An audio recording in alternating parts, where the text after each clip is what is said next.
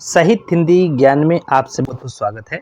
तो सबसे पहले हम रीतकालीन की जो महत्वपूर्ण रचना है उनको पढ़ेंगे, क्योंकि रीतकाल से संबंधित जो क्वेश्चन है आपके एग्जाम में पूछे जाते हैं और रचनाओं का सबसे ज़्यादा वेटेज जो होता है किसी भी कम्पिटिटिव एग्जाम में, अगर आप पेपर देने जा रहे हैं, अगर हिंदी सब्जेक्ट से जुड़ा हुआ है तो रचनाएं बहुत ज़्यादा पूछी जाती हैं। तो एक तरफ हम रचना देखेंगे और दूसरी तरफ हम रचनाकार देखेंगे, कौन कौन सी रचनाकार हैं। यहाँ पर देखिए रामचंद्रिका जो है और दूसरी रचना है कविप्रिय। ये जो रचनाएं हैं ये हमारे किसकी हैं? केशवदास जी की हैं। ठीक है। रसिक प्रिया और नक्सिक जो है ये भी आपकी केशवदास की रचना है। विज्ञान गीता और छंदमाला ये भी आपकी किसकी रचना है? केशवदास जी की रचना है। रतन बावनी और वीर सिंहदेव चरित ये भी केशवदास जी की रचना हैं। तो ये भी हम सारी रचनाओं को आज एक एक करके पढ़ने वाले हैं। आगे देखते हैं जस चंद्रिका, यानी दूसरी रचना जो है जहांगीर जस चंद्रिका, ये भी आपकी किसकी रचना है? केशवदास जी की रचना है। बिहारी ससई ये भी आपकी बिहारी जी की रचना है। शिव यानी शिवराज भूषण और शिवा बावनी ये भी रचना किसकी है? ये आपकी भूषण जी की रचना है, ये भी आपको याद रखना है। शिवा शौर्य और छत्रसाल दशक ये आपकी भूषण जी की रचना है, ये भी आपको यहाँ पर याद रखना है, क्योंकि बहुत सारी रचनाएं हैं और इनमें से जो पेपर में बहुत सारी रचनाएं पूछ ली जाती हैं। अगर हम याद नहीं रहता तो हमारा क्वेश्चन वहाँ पर गलत हो जाता है। अगला देखती हैं भूषण उल्लास, दूषण उल्लास, भूषण हजारा। ठीक है। तो ये कवि भूषण जी की रचनाएं हैं, ये भी आपको याद रखना है। अगली रचना देखते हैं। अगली रचना दिया गया है कवि कुलपत्रु छंद विचार। ठीक है, पिंगल। और ये जो रचना है ये चिंतामणि की रचना है, याद रखना है। अगली रचना है काव्य प्रकाश श्रृंगार मंजरी, ये चिंतामणि की रचना भी है। और काव्य निर्णय, ये ध्यान रखिए, काव्य निर्णय ये भिखारी दास जी की रचना है। किसकी? भिखारी दास जी की रचना है। सुधा निधि और विनय शतक ये तोष जी की रचना है, याद रखना है। और रस रहस्य द्रोण पर्व ये कुलपति मिश्र जी की रचना है, ये भी आपको यहाँ पर याद रखना है। तो ये बहुत सारी रचनाएं हैं, आपको यहाँ पर याद रखना है। अगली रचना देखते हैं, यानी रसायणव और सुखदेव मिश्र की रचना है।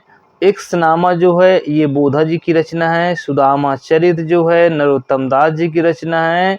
बरबे ताइका भेद श्रृंगार सोरठा ये रहीम दास जी की रचना है। तो ये भी आपको यहाँ पर याद रखना है। और आगे हम रचनाओं को देखते हैं।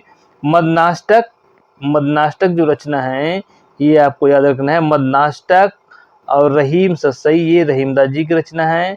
रास पंचाध्यायी नगर शोभा ये रहीमदास जी की रचना है। सुजान रसखान प्रेम वाटिका ये रसखान जी की है, प्रेम वाटिका बहुत बार पूछी गई है। कवित्र रत्नाकर ये भी रचना पूछी गई है, ये सेनापति की है। कवित्र रत्नाकर, ठीक है, ये सेनापति की है।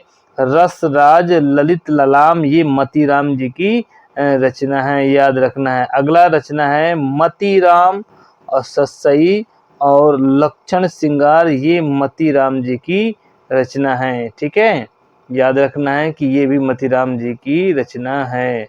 और अगली रचना देखते हैं छंदसार। क्या है अगली रचना जो है हमारी?